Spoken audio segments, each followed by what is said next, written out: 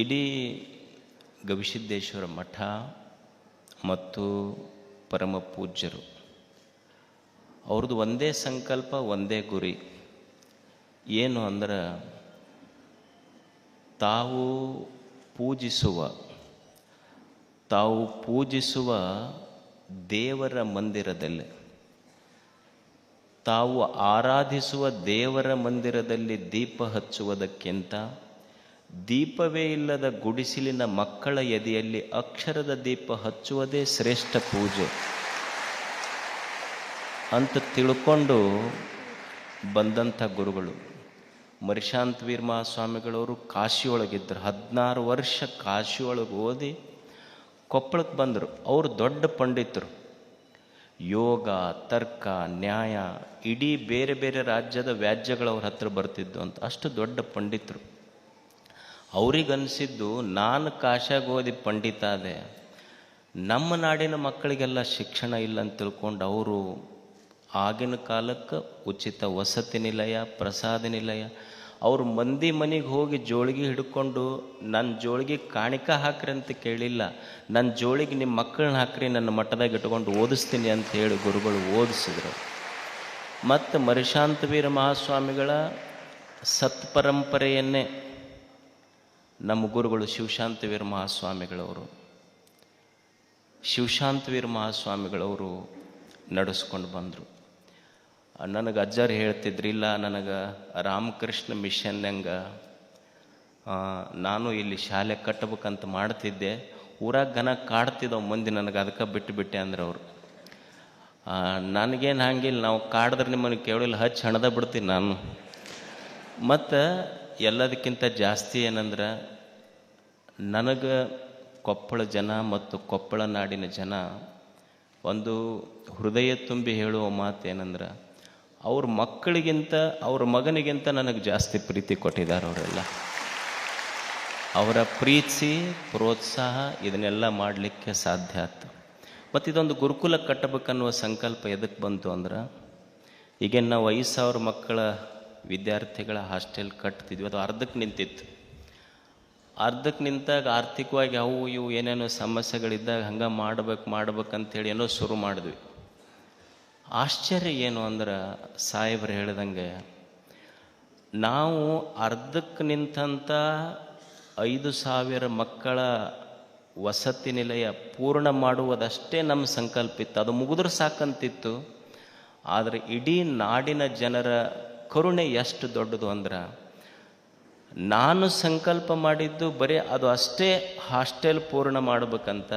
ಆದರೆ ಇವತ್ತು ನೀವು ಕೊಟ್ಟ ದಾನ ಇದು 2 ಹಾಸ್ಟೆಲ್ಗಳ ನಿರ್ಮಾಣ ಆಗಲಿಕ್ಕೆ ಸಾಧ್ಯ. ಮತ್ತು ಇದರ ಪುಣ್ಯ ಎಲ್ಲಿ ಹೋಗ್ಬೇಕು? ಇದನ್ನು ಇಷ್ಟೆಲ್ಲ ಜನ ಕೊಟ್ಟಿದ್ದಾರೆ.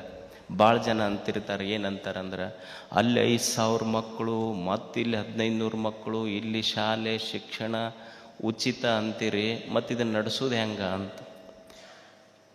ಯಾವಾಗ ನಡೆಯೋದಿಲ್ಲ ಅಂದ್ರೆ, ನಾನಾ ನಡೆಸ್ತೀನಂತ ನಮ್ಮ ತಲೆಯಾಗಿದ್ದರೆ ನಡೆಯೋದಿಲ್ಲ. ಇದು ಯಾವುದು ನಾವು ನಡೆಸ್ತೀವಂತ ತಲೆಯಾಗಿದ್ದರೆ ಯಾವುದೂ ನಡೆಯೋದಿಲ್ಲ. ಮತ್ತು ನಮ್ಮ ಥೇರಿ ಹೆಂಗಂದ್ರೆ, ಈಗ ಅವರು ಕುಂತಾರಲ್ಲ, ಅವ್ರ ಥೇರಿ ಹೆಂಗಂದ್ರೆ, ಈಗ ಪಂಚವಾರ್ಷಿಕ ಈ ವರ್ಷ ಏನರ ಯೋಜನೆ ನಾವು ಹೇಳಿದ್ವಿ ಅಂದ್ರೆ 5 ವರ್ಷ ನಡೆಸ್ಬೇಕಂತಾರೆ ಅವ್ರು. ನಮ್ದು ಹಂಗಲ್ಲ, ಈ ವರ್ಷ ನಮ್ಮ ಜೋಳಿಗ್ಯಾಗ ದುಡ್ಡು ಐತಿ ಮಾಡೀವಿ, ಮುಂದಿನ ವರ್ಷ ನಮ್ಮ ಹತ್ರ ಇಲ್ಲ ಅಂದ್ರೆ ನನ್ನ ಕಡೆಯಿಂದ ಆಗೋಲ್ಲಪ್ಪ, ಮತ್ತು ಯಾರು ನಡೆಸೋರಿಗೆ ಕೊಟ್ಟು ಹೋಗ್ತೀನಿ ಅಷ್ಟೇ, ನಾನಾ ನಡೆಸ್ಬೇಕನ್ನೋದು ನನ್ನ ತಲೆಯಾಗಿಲ್ಲ. ನನ್ನ ಧರ್ಮ ಏನು, ನನ್ನ ಜೋಳಿಗ್ಯಾಗ ಎಲ್ಲಿವರೆಗೆ ಐತಿ ಅದನ್ನು ಮಾಡ್ಬೇಕಷ್ಟ. ಇಲ್ಲಾರ್ದಾಗ ನಮಗೂ ಇಲ್ಲ ನಿಮಗೂ ಇಲ್ಲ. ನಿಮ್ಮ ಉಡ್ಯಾದಾಗ ಹಾಕಿ ನಂದು ಇಷ್ಟ ಅಂತ ಹೇಳ್ಬಿಡವ ನಾನು ಅಷ್ಟೆ. ನನಗೇನು ನಾನಾ ನಡೆಸ್ಬೇಕಂತ ತಲೆಯಾಗಿಲ್ಲ. ಇದು ಯಾರು ನಡೆಸ್ತಾರ ಅವ್ರಿಗೆ ಕೊಟ್ಟು ನೀವು ಮಾಡಿರಿ. ಒಟ್ಟು ಮಕ್ಕಳು ಓದಿದ್ರೆ ಸಾಕಲ್ಲ, ನಾವು ನಡೆಸ್ಬೇಕಂತ ಏನೈತೆ ಅಷ್ಟು ಮಾಡಿದ್ದೆ ನಿರ್ಮಾಣ ಆಗಿದೆ. ಮತ್ತಿಷ್ಟೆಲ್ಲ ಇದು ನಡಿಬೇಕಾದ್ರೆ ನನಗೇನು ಅನ್ನಿಸ್ತಿತ್ತು, ಆ ಹಾಸ್ಟೆಲ್ ಮುಗಿದ ಮೇಲೆ ಭಾಳಷ್ಟು ಜನ ವಿದ್ಯಾರ್ಥಿನಿಯರು ಹೆಣ್ಮಕ್ಳು ಕನಕಗಿರಿ, ಕುಷ್ಟಗಿ, ಯಲಬುರ್ಗದ ಆ ಭಾಗದಿಂದ ಬೆಳಿಗ್ಗೆ 8 ಗಂಟೆ ಕಾಲೇಜ್ ಇದ್ದರೆ 5 ಗಂಟೆಗೆ ಊರು ಬಿಡ್ಬೇಕು, 5:15 ಬಂದು ಮಧ್ಯಾಹ್ನ ಊಟ ಇರೋದಿಲ್ಲ, ಮತ್ತು ಬಸ್ಸಿಗೆ ಹೋಗೋದು ಬರೋದು, ಇಷ್ಟೆಲ್ಲ ತ್ರಾಸು ಅನ್ನಿಸ್ತಿತ್ತು. ಅದಕ್ಕೇನೋ ಒಂದು ಸಣ್ಣ ಸಂಕಲ್ಪ ಮಾಡಿದೆ, ನೋಡೋಣ ಒಂದು ಸ್ವಲ್ಪ ಮಕ್ಕಳಿಗೆ ಒಂದು ಮಾಡೋಣ ಅಂತ ತಿಳ್ಕೊಂಡು ಇದು ಎಲ್ಲೋ ಮಾಡ್ಬೇಕಂತಿತ್ತು ನನಗೆ, ಇದು ಕಾಟ್ರಳ್ಳಿಗೆ ಮಾಡ್ಬೇಕಂತಿರೋದಿಲ್ಲ. ಇದು ಭೂಮಿ, ಇದು ಹುಡುಗರು ಭಾಳಾಗ್ಯಾವ, ಒಂದಿಷ್ಟು ಗದ್ದಿ ಮಾಡ್ಬೇಕಂತ ತೊಗೊಂಡಿದ್ದು. ಇದನ್ನು ಒಂದು 40 ಎಕರೆ ಗದ್ದಿ ಮಾಡಿದ್ರೆ ದಾಸೋಕ್ಕಾಗುತ್ತಂತ ತಿಳ್ಕೊಂಡು ಅದು ಗದ್ದಿ ಹೋಗಿ ಎಲ್ಲೋ ಮಾಡ್ಬೇಕಾದದ್ದು ಕಾಟ್ರಳ್ಳಿ ಜಾಗಕ್ಕೆ ಬಂದು ಇವತ್ತು ಇಷ್ಟೆಲ್ಲ ನಿರ್ಮಾಣ ಆಗಿ ಹೋಗ್ತಿದ್ದು. ಸೊ ಆ ಮಕ್ಕಳಿಗೆ ಅನುಕೂಲ ಆಗಲಿ ಅಂತ ತಿಳ್ಕೊಂಡು ಇದು ನೀವಿನ್ನೂ 33% ಹೆಣ್ಮಕ್ಳಿಗೆ ಕೊಡ್ಬೇಕು, ಅದು ಕೊಡ್ಬೇಕಂತ ನೀವು ಗುದ್ದಾಡ್ತೀರಿ. ನಮ್ಮಲ್ಲಿ ಪೂರಾ 100% ರಿಸರ್ವೇಷನ್ ಅವರಿಗೆ ಕೊಟ್ಟಿವಿ ನೋಡ್ರಿ ನಾವು ಅಷ್ಟೇ. ಮತ್ತು ಬರೀ ಹೆಣ್ಮಕ್ಳಿಗಂತಲ್ಲ, ಗವಿಸಿದ್ಧ ಶಕ್ತಿ ಕೊಡಲಿ, ಮತ್ತು ಗಂಡು ಮಕ್ಕಳಿಗೆ ಒಂದು ಸಪ್ರೇಟ್ ಇಂಥದ್ದು ಮಾಡ್ತೀನಿ, ಮತ್ತೊಂದು ಮಾಡೋಣ. ಅದನ್ನು ಏನು ನಾವಿರೋದ ಮಾಡೋದಕ್ಕಾಗಿ ಒಂದೇ ಗವಿಸಿದ್ಧ ಪದ್ಯ ಕೇಳೋದೇನಂದ್ರೆ, ಇಂಥ ಕೆಲಸ ಮಾಡಲಿಕ್ಕೆ ತಲೆಯೊಳಗೆ ಯಾವಾಗಲೂ ಸದ್ಬುದ್ಧಿ ಕೊಡು, ಕೈಗೆ ಶಕ್ತಿ ಕೊಡು, ಅಷ್ಟೇ. ಇಷ್ಟು ಕೊಟ್ಟುಬಿಟ್ರೆ ಸಾಕು. ಇದನ್ನು ಸದಾ ಇಂಥ ಒಳ್ಳೆಯ ಕೆಲಸಗಳನ್ನು ಮಾಡೋಣ. ಇದಕ್ಕೆಲ್ಲ ಭಾಳಷ್ಟು ಜನ ಸಹಾಯ ಮಾಡಿದ್ದಾರೆ, ಅವರು ಇವರು ಅಂತ ನಾ ಹೇಳಾರೆ. ಭಾಳಷ್ಟು ಜನ ಈ ಕಾಣುವ ಸಂಭ್ರಮದ ಹಿಂದೆ ಸಾವಿರ ಕಾಣದ ಕೈಗಳ ದಾನ ಇದೆ, ಅವರೆಲ್ಲ ಕೊಟ್ಟಿದ್ದಾರೆ. ಎಷ್ಟೋ ಮಂದಿ ಸಣ್ಣ ಮಕ್ಕಳು ಅವರಪ್ಪ ಅವ್ವ ತಮಗೇನು ಪಾಕೆಟ್ ಮನಿ ಅಂತ ಕೊಟ್ಟಿರ್ತಾರಲ್ಲ, ಅವನ್ನ ತೆಗೆದಿಟ್ಟು ಅವು ಮಕ್ಕಳು ತಮ್ಮ ಹುಟ್ಟು ಹಬ್ಬದ ದಿವಸ ಅಜ್ಜ ಮಕ್ಕಳಿಗೆ ಹಾಸ್ಟೆಲ್ ಕಟ್ಟಕತ್ತಾನಂತ ತಿಳ್ಕೊಂಡು ಅವು ಮಕ್ಕಳು ತಂದು ನನಗೆ ಕೊಟ್ಟ. ಅವ್ರದ್ದೆಲ್ಲ ಇದು ಕಣ್ಣಿಗೆ ಕಾಣ್ತದೆ. ಇದು ಸುಮಾರು ಒಂದು 48 ಎಕರೆ ಕ್ಯಾಂಪಸ್ಸು. ಈಗ 1500 ಮಕ್ಕಳಿಗೆ ಡೈನಿಂಗ್ ಹಾಲು, ಸಭಾಭವನ ಆಗಿದೆ, ಕಾಲೇಜ್ ಆಗಿದೆ. ಒಂದು ಹಾಸ್ಟೆಲ್ 700 ಮಕ್ಕಳಿಗಾಗಿ, ಇನ್ನೊಂದು ಹಾಸ್ಟೆಲು ಬುನಾದಿ ಹಾಕಿದ್ದೇನೆ. ಮುಂದೆ ಗವಿಸಿದ್ಧ ಯಾವಾಗ ಶಕ್ತಿ ಕೊಡ್ತಾನೆ ಅವಾಗ ಅದು ಮುಗಿಸೋಣ. ಅದನ್ನು ಮುಗಿಸುವ ಕೆಲಸ ನೆಕ್ಸ್ಟ್ ಅದನ್ನು ಮಾಡುವ. ಇದನ್ನೆಲ್ಲ ಶ್ರೇಯ, ಇಷ್ಟೆಲ್ಲ ಆಗಿದೆಯಲ್ಲ, ಇದರ ಶ್ರೇಯ ಇದು ಯಾರಿಗೆ ಸಲ್ಲಬೇಕು?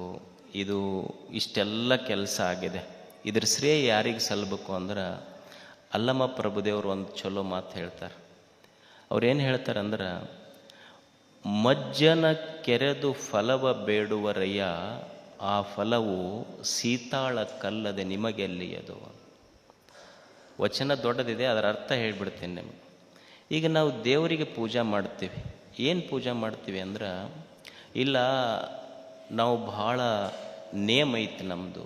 ಏನು ನೇಮ ಅಂದ್ರೆ, ನಾವು ಮಡಿಯಿಂದ ನೀರು ತಗೊಂಡು ಬಂದು ಅಭಿಷೇಕ ಮಾಡೀವಿ, ಪುಣ್ಯ ಬರ್ಬೇಕು ನಮಗೆ ಅಂತ.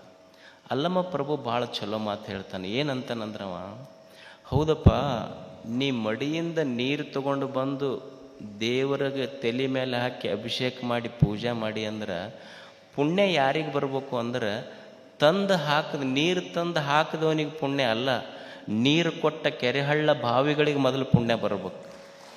ಮತ್ತು ಇಲ್ರಿ ನಾವು ಮಡಿಯಿಂದ ಹೂವು ತಗೊಂಡು ಬಂದು ಏರಿಸಿ ಪೂಜೆ ಮಾಡೀವಿ ಅಂದ್ರೆ ಹೂವು ಏರಿಸಿದವನಿಗಲ್ಲ, ಹೂವು ಕೊಟ್ಟ ಗಿಡಗಳಿಗೆ ಪುಣ್ಯ ಬರಬೇಕು. ಇಲ್ಲ ನಾವು ಮಡಿಯಿಂದ ನೈವೇದ್ಯ ಹಿಡಿತೀವ್ರಿ ದೇವರಿಗೆ, ಅದಕ್ಕೆ ಪುಣ್ಯ ಬರ್ಬೇಕಂದ್ರೆ ನಿನಗೆ ನೈವೇದ್ಯ ಹಿಡಿದವನಿಗಲ್ಲ, ಧಾನ್ಯ ಬೆಳೆದ ಭೂಮಿ ತಾಯಿಗೆ ಪುಣ್ಯ ಬರಬೇಕು. ಅದಕ್ಕೆ ಯಾರೋ ಕೊಟ್ಟದ್ದು ಅರ್ಪಿಸಿ ನನಗೆ ಪುಣ್ಯ ಬರ್ಬೇಕು ಅನ್ನೋದು ತಪ್ಪಾಗ್ತೈತಿ ಅಂತ ಅಲ್ಲಮ ಪ್ರಭು ಹೇಳಿದ ಮಾತು. ಅದಕ್ಕೆ ಇದನ್ನ ಎಷ್ಟೆಲ್ಲ ಮಾಡಿದ್ದೇನೈತಲ್ಲ, ಇದರ ಪುಣ್ಯ ಯಾರಿಗೆ ಸಲ್ಲಬೇಕು ಅಂದ್ರೆ, ಇದರ ಪುಣ್ಯ ಕೊಟ್ಟು ಸಹಿತ ಎಲ್ಲೋ ಎಲೆಮರಿಗೆ ಕಾಯಿಯಾಗಿ ಕುಳಿತಂಥ ಭಕ್ತರಿಗೆ ಇದರೆಲ್ಲ ಪುಣ್ಯ ಸೇರಬೇಕಷ್ಟೆ. ಮತ್ತು ಭಕ್ತರಿಗೊಂದು ಭರವಸೆ. ಏನು ಭರವಸೆ ಅಂದ್ರೆ, ಈಗ ನೀವು ಮನೆ ಐತಿ, ನಿಮ್ಮ ಮನೆ ಈ ಸಂಪಂತ್ರಿ ಏನಂತೀರಿ ನೀವು, ಟ್ಯಾಂಕ್ ಕಟ್ತೀರಿ, ಇಲ್ಲಿ ಮನೆ ಕಟ್ಟಾಗೊಂದು ಎಲ್ಲರೂ ನೀರು ಸ್ಟೋರ್ ಮಾಡ್ತೀರಿ. ಅದ್ರಾಗ ನೀರು ಸ್ಟೋರ್ ಮಾಡಿ ಯಾಕೆ ಮಾಡ್ತೀರಿ ಅಂದ್ರೆ, ಸಂಪ್ನ್ಯಾಗ ಟ್ಯಾಂಕ್ನ್ಯಾಗ ಅಂದ್ರೆ, ನೀವು ಎಷ್ಟು ನೀರರ ಬಿಡ್ರಿ, ಬಿಟ್ಟಿದ್ದ ನೀರು ಟ್ಯಾಂಕ್ ಎಂದು ಕೊಡೋದಿಲ್ಲ. ಅದು ಎಷ್ಟು ನೀರು ಕೊಡ್ತೀರಿ ಅಷ್ಟು ನಿಮ್ಗೆ ಕೊಡ್ತೈತಿ ಅನ್ನೋ ಭರವಸೆ ಐತಿ. ಮತ್ತು ಅಕಸ್ಮಾತ್ ಯಾವ್ದಾರ ಟ್ಯಾಂಕ್ ಲೀಕ್ ಆಯ್ತು, ನೀರು ಕುಡಿಯಾಕತ್ತು ಅಂದ್ರೆ ನೀವೇನು ಟ್ಯಾಂಕ್ನ್ಯಾಗ ನೀರು ಬಿಡೋದಿಲ್ಲ.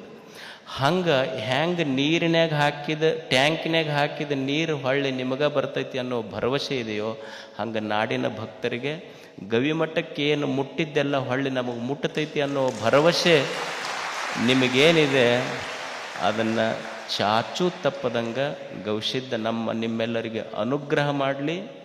ಇಂಥ ಒಳ್ಳೆಯ ಕೆಲಸಗಳು ಸದಾ ನಡಿಲಿ. ಅದಕ್ಕೆ ಗವಿಸಿದ್ಧನ ಕೃಪೆ ತಮ್ಮೆಲ್ಲ ಪ್ರೇರಣೆ ಇರಲಿ. ಇದಕ್ಕೆಲ್ಲ ಹಿರಿಯರು ಅವ್ರಿಗೆ ಸುಮ್ಮನೆ ಒಂದು ಮಾತು ಹೇಳಿದ್ರೆ ಅವ್ರು ಬಂದಿದ್ದಾರೆ. ಅವರೆಲ್ಲರ ಪ್ರೇಮ ಅಭಿಮಾನ, ತಮ್ಮ ಪ್ರೇಮ ಅಭಿಮಾನ ಇದನ್ನು ಕೆಲಸ ಮಾಡಲಿಕ್ಕೆ ಅದು ಸ್ಫೂರ್ತಿ ಕೊಡ್ತದೆ. ಚಲೋ ಚಲೋ ಚಲೋ ಕೆಲಸ ಸದಾ ಮಾಡೋಣ. ತಾವೆಲ್ಲ ಬಂದಿದ್ದೀರಿ, ತಮಗೆಲ್ಲ ಧನ್ಯವಾದಗಳು. ಶರಣ.